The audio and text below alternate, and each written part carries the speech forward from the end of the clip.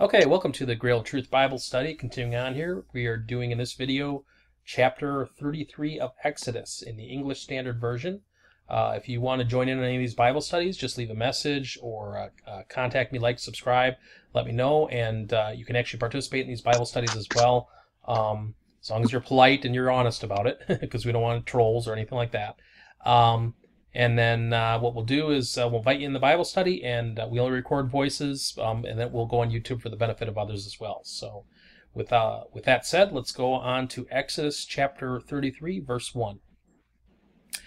And the Lord said to Moses, "Depart, go up from here, you and the people from whom you have brought up out of the land of Egypt, to the land which I swore to Abraham, Isaac, and Jacob, saying, to your offspring I will give it. I will send an angel before you, and I will drive out the Canaanites, the Amorites, the Hittites, the Perizzites, the Hivites, and the Jebusites. Go up to a land flowing with milk and honey, but I will not go up among you, lest I consume you on the way, for you are a stiff-necked people." So things are not exactly, back to normal after the whole golden calf incident, just to kind of, mention what's going on. He's still upset. He's still upset, yes. Okay. Verse 4. When the people heard this disastrous word, they mourned, and no one put on his ornaments. For the Lord said to Moses, "Say to the people of Israel, you are a stiff-necked people. For a single moment I should go up among you, I would consume you. So now take off your ornaments, that I may know what to do with you." Therefore the people of Israel stripped themselves of their ornaments from Mount Horeb onward.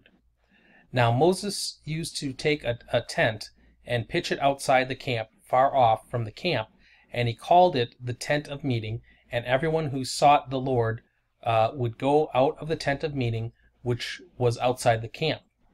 Whenever Moses went out to the tent, all the people would rise up, and each would stand at his tent door and watch Moses until he had gone into the tent. When Moses entered the tent, a pillar of cloud would descend and stand at the entrance of the tent, and the Lord would speak with Moses. And when all the people saw the pillar of cloud standing at the entrance of the tent, all the people would rise up and worship each at his tent door. Thus the Lord used to speak to Moses face to face, as a man speaks to his friend. When Moses turned again into the camp, his assistant Joshua, the son of Nun, a young man, would not depart from the tent. Moses said to the Lord, "See, you say to me, bring up this people, but you have not let me know whom you will send with me. You have said, I know you by name, and you have also found favor in my sight. Now therefore, if I have found favor in your sight, please show me your ways, that I may know you in order to find favor in your sight. Consider too that this nation is your people." And he said, "My presence will go with you, and I will give you rest." And he said to him, "If your presence will not go with me, do not bring us up from here. For how shall it be known that I have found favor in your sight, I and your people? Is it not in your going with us, so that we are distinct, I and your people, from every other people on the face of the earth?" And the Lord said to Moses, "This very thing that you have spoken I will do, for you have found favor in my sight, and I know you by name." Moses said, "Please show me your glory." And he said, "I will make all my goodness pass away before you, and proclaim before you my name, the Lord." That's in Hebrew. That's the Tetragrammaton, those four letters, which we've kind of talked about before in the past. But that when you see the Lord, that's usually what it's referring to. So, verse 19. And he said, "I will make all my goodness pass before you, and will proclaim my name before you my name, the Lord, and I will be gracious to whom I will be gracious, and I will show mercy to whom I will show mercy. But," he said, "you cannot see my face, for man shall not see me and live." And the Lord said, "Behold, there is a place by me where you shall stand in the rock. And while my glory passes by, I will put you in the cleft of the rock, and I will cover you with my hand until I have passed by. Then I will take away my hand, and you shall see my back, but my face shall not be seen." Okay, so a lot of stuff going on in this chapter, but the essence here, if you notice, you start out is God is basically saying he's not really going to, for the most part, go with these people because he's very angry at them, rightfully so, and he's keeping distance here lest in his anger he should lash out and destroy them. Okay? And so Moses is basically, arguing for God going with the people and his presence being with them. And then Moses even gets to the point where he's asking to see the glory of God, and God's saying, I can't show you my face. So all of this kind of, in my opinion, harkens way back to the Garden of Eden. Because is his glory his face? Well, it's kind of essentially. When Moses comes down from the mountain, it says that his face shined. It was like glory, and so the people couldn't even stand to look upon his face. And I don't. There's a physical view of like shining, like the way they would compare shining in the Old Testament is like if you rub oil on your face and it looks very oily and shiny, it's shining like that, right? And that's actually where you get the terminology Christian or Mashiach, the anointed, because to anoint something with oil is like something that shines. But what happens a lot of times in the Hebrew language is they're using physical examples in their words to give a invisible idea.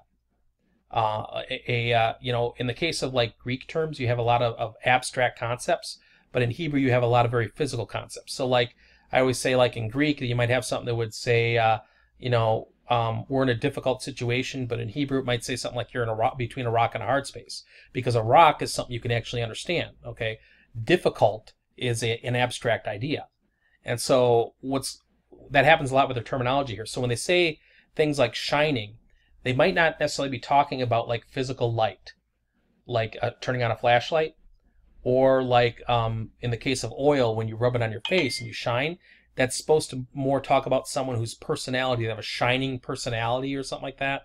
The idea behind Christians is that they shine, they're full of life, right? They have life flowing out of them, and they shine that light into the darkness and the depression and the world around them, and bring light into that world. Okay, so the problem is that kind of light, people that are in a state of wickedness, or are ensnared by wickedness, that light becomes very painful and they run away from it. So if you can imagine kind of like being on the witness stand in a court trial, and like you're presented with the truth and you're like caught like a deer in headlights, and you're scrambling to try to cover up and hide yourself from the light of truth. It's kind of like that. So God's very holy, but I just real quickly want to refer how this goes back to the Garden of Eden. So God's very holy, his light shines out into the world, but in the Garden of Eden, when Adam and Eve sinned, they couldn't stand to be in the light of God's holiness anymore. So they covered themselves up and hid themselves. And for a very good reason, because God said that the day you eat of this fruit, you'll die.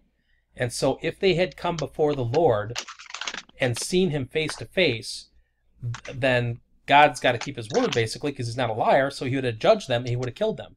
So rather than doing that, he cast them out of his presence.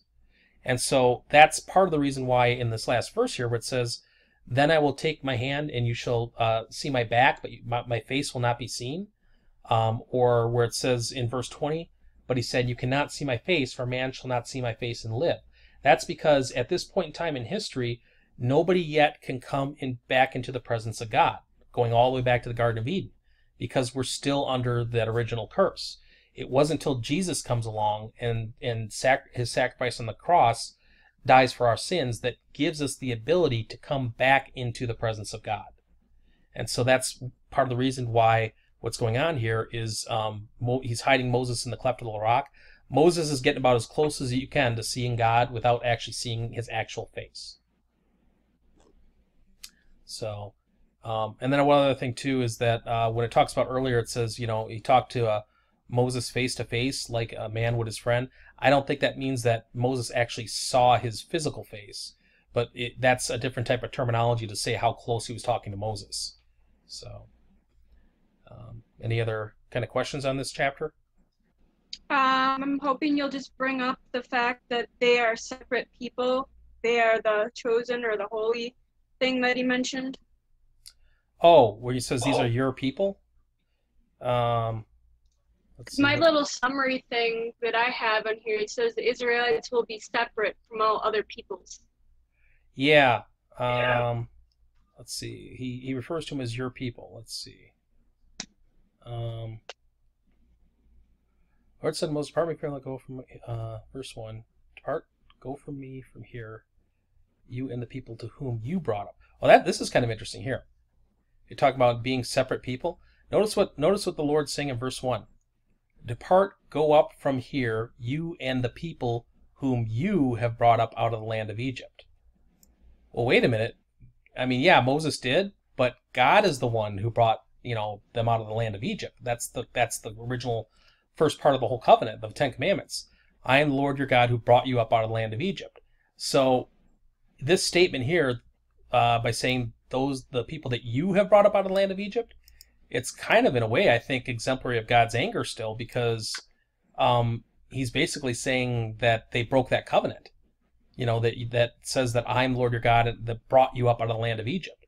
So he's kind of like saying they're not really my people here, But then Moses is arguing kind of like to try to restore that relationship back by saying, will your presence go with us? And how will we know that you're with us and stuff like that? And so he's kind of like trying to draw near to God again and draw God near to the people again. But let's see. Do they know he's with them because of the cloud, or how do they know he's with them? That's the point. Yeah. So the cloud is there, so they see his presence. They see he's talking to Moses, and he's basically arguing. He says, "How if we just go up alone, just because you say, how are we going to know? We need your presence with us." And he's trying to argue to bring God's presence back and restore it back to the people. So Moses is kind of like acting like a mediator to try to first to save their lives, but then also to try to restore the relationship between God and his people. Let's see, where is this, that verse that talks about it being God's people? But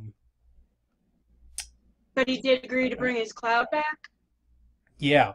Well, every time, okay.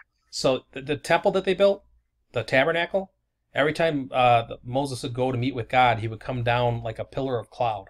I don't know if that would look kind of like a tornado or something like that, but it's basically just a column of cloud will come down onto the temple, and that's where Moses would talk with them. And then all the rest of the people that are standing out in their tents, they would see this cloud come down, and they would all worship from the doors of all their tents.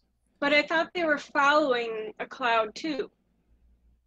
Yes, it's the same cloud.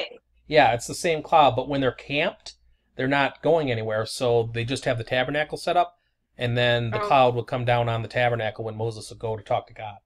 But I mean, this little discussion means that they'll follow the cloud again too, right? Yes, that's what he's talking about. So like in verse 13 here, it says, let's start in verse 12. Moses said to the Lord, "See, you say, bring up this people." He's telling Moses to go bring this people up to the promised land. And Moses is talking, basically replying by saying, "But you have not let me know whom you will send with me. Yet you have said, I know you by name, and that you have also found favor in my sight. Now, therefore, if I have found favor in your sight, please show me your ways, that I may know you. In order to find favor in your sight, consider too that this nation is your people." So he's arguing again for them, basically trying to restore that relationship, because there's a lot of separation and tension after this whole golden calf incident. And he says, and God says, "My presence will go with you, and I will give you rest." So, and then Moses replies, says, "If your presence will not go with me, do not bring me up from here." And so it kind of goes back and forth, and he asks to see his glory and all that kind of stuff. So basically, the argument that's kind of like going back and forth here is trying to, say, "God, please go. These are your people. Please go with us. Bring your presence with us. Don't tell us to go it alone," kind of thing. He's trying to restore that relationship. So, you still there? Oh, sorry, I think we have a problem with the recording. I think we lost Sharon. 1 second. Okay, we're back. We had some technical errors, and we got Sharon back on the video chat now. So, All right, we are back, and you'll have to excuse me. I forget what the last thing I was talking about. But essentially, I think the point here is that Moses is trying to argue for God going with the people and trying to restore that relationship that was very, very damaged after the golden calf incident. So that's essentially what's happening here. Did you have any other questions along with that?